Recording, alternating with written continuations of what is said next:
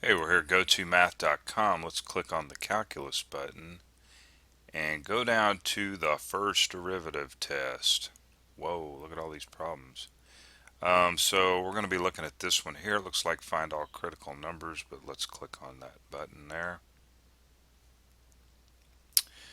Okay, find all critical numbers of this function here, f of x equal to x squared, and of course this is the graph.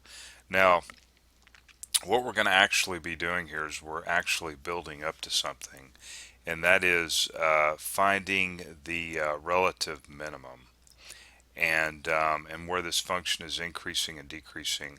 Now we read this stuff from left to right, okay, and we're on the entire real number line here, even though we're just showing a small portion of it. But I just want to show you something here. If we read it from left to right, this function is decreasing, and then it gets to this point right here, and then it's increasing. And this point right here, we're going to call it the relative min. Now it's relative within this little area right here. Okay, it's relative within this area. Within this little area right here is what we're talking about. But let's move over to the whiteboard and write some stuff down and talk about critical numbers here. So f of x equal to x squared. Let's move over to the whiteboard and let's write that down. So f of x is equal to, what was that? 10x squared. Okay, that's what I thought. 10x squared. Okay, it's been a while since I've written on my little pad here and trying to get used to it. Anyway, so the critical number thing, first off, this is a definition. A definition.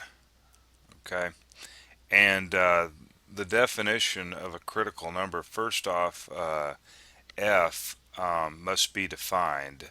Okay, f has to be defined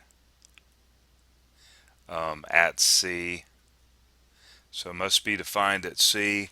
And if f prime of C is equal to 0, then C is a critical number. But or it may be that f prime of or it may be that f is not differentiable. Is not differentiable. We're just gonna write differentiable here. We'll abbreviate that. Or f is not differentiable at C. And when we work a bunch of examples, you'll see it. And C is also a critical number of f. Okay, so this may be, but one of the main things is here is that f must be defined at C. All right, so all we got to do is take the derivative. So we're going to say f prime of x is equal to 20x. Okay, equal to 20x, and then we set it equal to 0, and then solve for x in this problem, and obviously x is equal to 0 is actually one of the solutions here. But since we're looking at this right here, you know, you can actually I should have probably done it like this, where f prime of C, and so we're plugging where f prime of C is equal to 0, so we want to plug C into the function, so we have 20 times C, set it equal to 0, and obviously C is 0. So a critical number, this is the critical number here, is that C is 0. Now that means that there's going to be a minimum or a maximum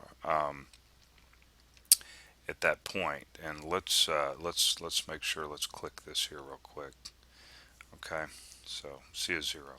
And if you remember when it went down like this is where the critical number C is 0. This is where there was a minimum or max, or it was a minimum. Anyway, all right. Well, come on by and check that out, and I'll see you there. All right.